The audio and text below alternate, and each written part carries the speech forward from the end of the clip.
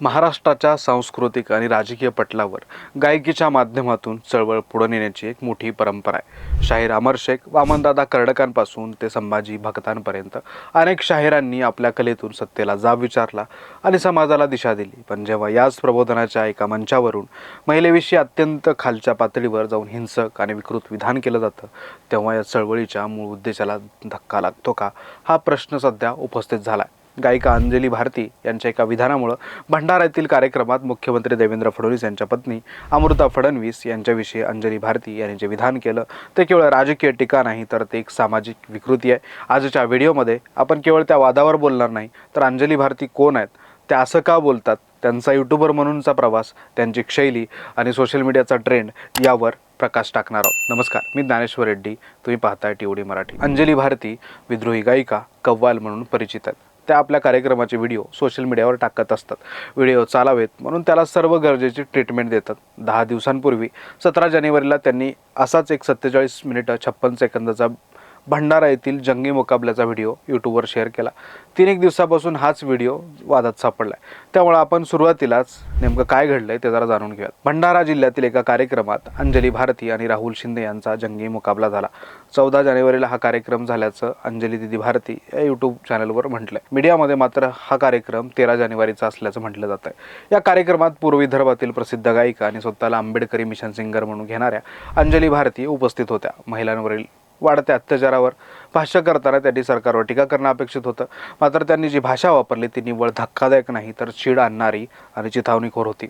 अमृता फडणवीसांचा उल्लेख करत त्यांनी सर्वसामान्यांच्या मुलीवर अत्याचार करण्यापेक्षा असं म्हणजेच चिथावणीखोर विधान केलं. इथे 2 गोष्टी गंभीर आहेत. पहिली म्हणजे एका महिलेने दुसऱ्या महिलेविषयी उद्गार काढणं, आणि दुसरी त्याहून अधिक चिंताजनक बाब म्हणजे हे विधान केल्यावर समोरच्या जमान्यावेळी त्यावर टाळ्या वाजवणं. हा प्रतिसाद समाजातील असंवेदनशीलतेचं लक्षण आहे. आता या अंजली भारतीबाई कोण आहेत ते जर आपण बघूयात. अंजली भारती या प्रामुख्यानं पूर्व विदर्भात, विशेषतः भंडारा, गोंदिया, चंद्रपूर, नागपूर या भागात प्रसिद्ध आहेत. त्यांचं दीदी अंजली भारती हे यूट्यूब चॅनल असून त्याचे जवळपास 6 लाख सबस्क्रायबर आहेत. तब्बल 10 वर्षापासून त्या यूट्यूबवर सक्रिय आहेत. त्यांच्या अनेक व्हिडिओला काही मिलियनमध्ये म्हणजेच 10 लाखहून अधिक व्ह्यूज आहेत. एक व्हिडिओ तर 14 मिलियनवर गेला. या चॅनलचा आणि त्यांच्या सादरीकरणाचा अभ्यास केलास अंजली भारतींच्या व्यक्तिमत्वाची काही ठळक वैशिष्ट्ये दिसतात. त्यातलं पहिलं, लोककला आणि आधुनिक माध्यम. त्या भीमगीते, कव्वाल आणि सवाल जवाब या लोककला प्रकाराचा वापर करतात. यात पारंपरिक गायकीपेक्षा संवाद आणि वक्तृत्व यावर अधिक भर असतो. दुसरं, आक्रमक शैली.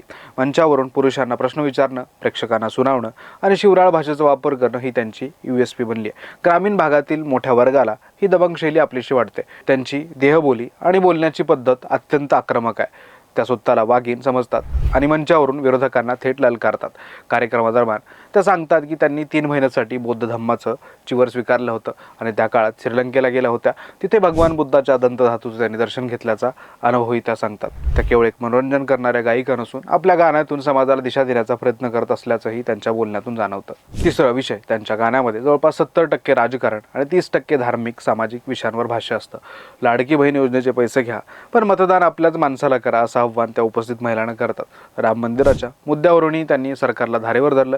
हे मंदिर संविधानामुळे आणि सुप्रीम कोर्टामुळे झाले, मोदींमुळे नाही, असं मत त्या मांडतात. संविधानाचं महत्त्व पटवून देताना त्या म्हणतात की बाबासाहेब नसते तर आज आपण गुलामगिरीत असतो. अंजली भारती स्वतःला डॉक्टर बाबासाहेब आंबेडकरांच्या विचारांचा पाईक मानतात. डॉक्टर आंबेडकरांनी भारतीय संविधानाच्या माध्यमातून स्त्रियांना सन्मान आणि समान अधिकार दिले. हिंदू कोड बिलासाठी मग त्यांनी मंत्रिपदाचा राजीनामा दिला.